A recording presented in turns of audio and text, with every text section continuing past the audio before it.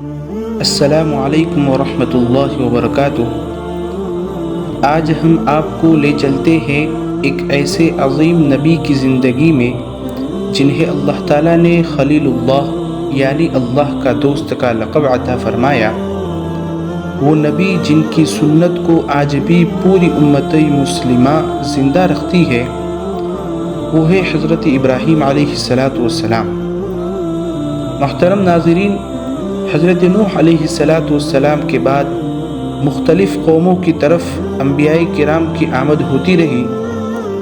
حضرت ابراہیم علیہ السلام تک دنیا میں آبادی کی کثرت ہو چکی تھی۔ مشرق اور مغرب میں درجنوں سلطنتیں اور سینکڑوں شہر وجود میں آ چکے تھے، اس لیے انبیاء کا سلسلہ بھی وسیع ہو گیا تھا۔ ایک ہی وقت میں مختلف علاقوں، قوموں اور ملکوں کے لیے کئی انبیاء کرام بھیجے جاتے تھے۔ ہر نبی کو بڑی بڑی آزمائشوں کا سامنا کرنا پڑتا تھا، مگر حضرت ابراہیم علیہ السلام کی قربانیاں ایک جدا گنا رنگ لیے ہوئے ہیں۔ محترم ناظرین، حضرت ابراہیم علیہ السلام عراق کے شہر بابل میں پیدا ہوئے تھے۔ طوفان نوح کو اس وقت 1081 برس گزر چکے تھے۔ اس زمانے میں عراق اور اس کے اطراف میں نمرود نامی غالب اور جابر بادشاہ کی حکومت تھی جو خدائی کا دعوے دار تھا۔ بابل اس کا پائے تخت تھا۔ عراق کے لوگ ایک طرف اسے خدا مانتے تھے تو دوسری طرف وہ سورج، چاند، ستاروں کی خدائی کے بھی قائل تھے۔ اس کے ساتھ ساتھ وہ بت پرست بھی تھے۔ خود حضرت ابراہیم علیہ السلام کا باپ آزر بت بنانے والا تھا۔ گویا شرک اور بد اعتقادی کے سارے روح اس قوم میں جمع ہو گئے تھے۔ قرآن کریم میں ہے کہ حضرت ابراہیم علیہ السلام نے سب سے پہلے اپنے والد کو سمجھایا اور کہا کہ اے میرے ابا، آپ ایسی چیز کی عبادت کیوں کرتے ہیں جو نہ سنتی ہے، نہ دیکھتی ہے اور نہ ہی آپ کو کچھ فائدہ پہنچا سکتی ہے؟ انہوں نے کہا کہ اے میرے ابا، آپ شیطان کی عبادت کیوں کرتے ہیں؟ بے شک شیطان اللہ کا نافرمان ہے، آپ شیطان کی عبادت نہ کریں۔ لیکن آزر نے سختی سے جواب دیا اور دھمکی دی کہ اگر تم باز نہ آئے تو میں تمہیں سنسار کر دوں گا۔ محترم ناظرین، حضرت ابراہیم علیہ السلام نے اپنی قوم کو سمجھانے کے لیے ایک نہایت حکیمانہ طریقہ اپنایا۔ قرآن کریم میں ہے کہ جب رات کا وقت آیا تو حضرت ابراہیم علیہ السلام نے ستاروں کی طرف دیکھا اور کہا کہ یہ میرا رب ہے۔ پھر جب وہ غائب ہو گیا تو کہا کہ یہ غائب ہونے والا ہے اور میں غائب ہونے والوں کو پسند نہیں کرتا۔ اسی طرح انہوں نے چاند اور سورج کی مثالیں دی۔ جب حضرت ابراہیم علیہ السلام کی قوم نے نہ مانی تو انہوں نے ایک دن حکمت کے ساتھ فیصلہ کیا کہ بت پرستی کی حقیقت سب پر ظاہر کر دی جائے۔ ایک دن قوم ایک میلے کے لیے شہر سے باہر گئی۔ حضرت ابراہیم علیہ السلام بت خانے میں داخل ہوئے اور سب بتوں کو توڑ ڈالا، صرف بڑے بت کو چھوڑ دیا اور کلہاڑا اس کے کاندھے پر لٹکا دیا۔ ناظرین، جب لوگ واپس آئے اور دیکھا کہ سارے کے سارے بت ٹوٹے ہوئے ہیں تو ایک آدمی نے کہا کہ ابراہیم ہمیشہ ہمارے بتوں کے بارے میں بری بھلی باتیں کرتا رہتا ہے، شاید اسی نے کیا ہوگا۔ جب قوم نے حضرت ابراہیم علیہ السلام سے پوچھا تو حضرت ابراہیم علیہ السلام نے توریتاً جواب دیا کہ اس بڑے بت نے کیا ہوگا، انہی بتوں سے جا کر پوچھو اگر وہ بول سکتے ہو۔ تو قوم اچنبے میں رہ گئی اور کوئی جواب نہ پا کر ندامت سے بولی کہ ابراہیم تم جانتے تو ہو ہی کہ بت نہیں بول سکتے۔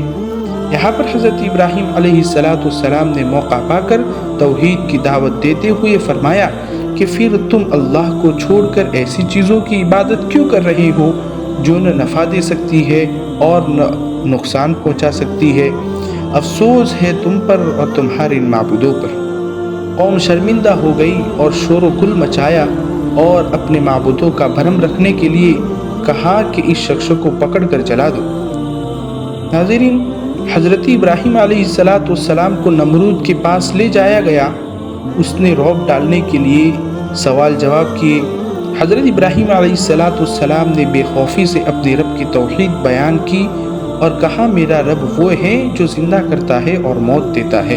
نمرود نے کہا کہ میں بھی زندہ کر سکتا ہوں اور میں بھی مار سکتا ہوں۔ یہ کہہ کر اس نے سزائے موت کے ایک قیدی کو آزاد کر دیا اور ایک بے قصور آدمی کو بلوا کر قتل کر دیا۔ ناظرین، جب حضرت ابراہیم علیہ السلام نے دیکھا کہ نمرود جیسے عقل کے اندھے کو ایسی دلائل پیش کرنا بیکار ہے، تو حضرت ابراہیم علیہ السلام نے ایک بہت واضح پیشکش کر دی کہ میرا رب سورج کو مشرق سے نکالتا ہے، اگر تو رب ہے تو مغرب سے اس کو نکال کر دکھا۔ نمرود حواس باختہ ہو گیا اور کوئی جواب نہ دے سکا۔ آخر وہ بھی قوم کی طرح حضرت ابراہیم علیہ السلام کو مارنے پر آمادہ ہو گیا۔ انہیں آگ میں جلا کر نشان عبرت بنانے کا فیصلہ کر لیا گیا۔ ناظرین، ایک بڑا لاوا دہلایا گیا۔ حضرت ابراہیم علیہ السلام کو گوفن کے ذریعے اس میں پھینک دیا گیا۔ اس وقت بھی حضرت ابراہیم علیہ السلام کی زبان پر یہی الفاظ تھے، اللہم انت الواحد فی السماء وانت الواحد فی الارض حسبی اللہ ونعم الوکیل، کہ اے اللہ آسمان میں بھی تو ہی تو ہے، زمین میں بھی تو ہی تو ہے، اور اللہ میرے لیے کافی ہے اور وہ بہتر کارساز ہے۔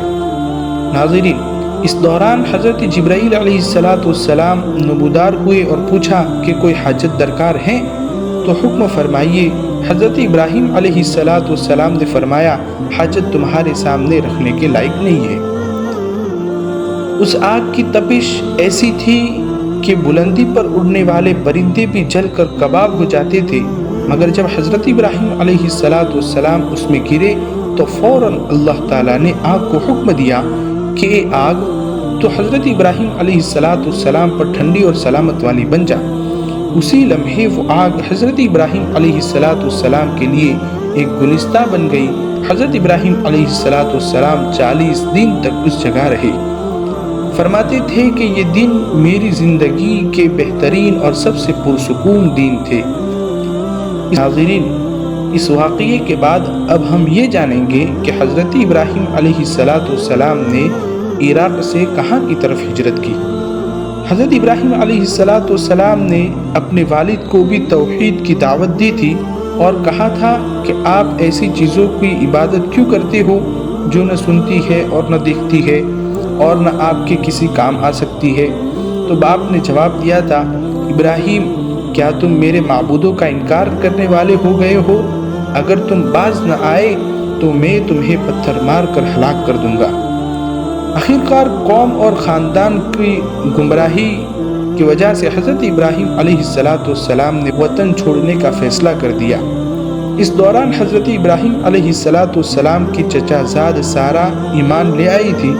حضرت ابراہیم علیہ السلام نے ان سے نکاح کر لیا اور انہیں ساتھ لے کر شام روانہ ہو گئی۔ ابراہیم علیہ السلام کے ساتھ ان کے بھتیجے لوط علیہ السلام بھی تھے، وہ بھی ایمان لے آئے تھے اور اللہ نے ان کے نصیب میں بھی نبوت کا شرف لکھ دیا تھا۔ ناظرین، آج کی اس ویڈیو میں بس اتنا ہی۔ اگلی ویڈیو میں ہم انشاءاللہ جانیں گے کہ حضرت ابراہیم علیہ السلام اور حضرت اسماعیل علیہ السلام کی دل دہلا دینے والی قربانی کے بارے میں اور مکہ شہر کی بنیاد کیسے پڑی۔ محترم ناظرین، رخصت ہونے سے پہلے آپ سے عرض ہے کہ آپ ہمارے چینل کو سبسکرائب کریں اور بیل آئیکن کے بٹن کو دباتے جائیں تاکہ سارے انبیاء کی سیریز ہم انشاءاللہ اپلوڈ کرنے والے ہیں قرآن اور احادیث کی روشنی میں، تو وہ سب سے پہلے آپ تک پہنچ جائے۔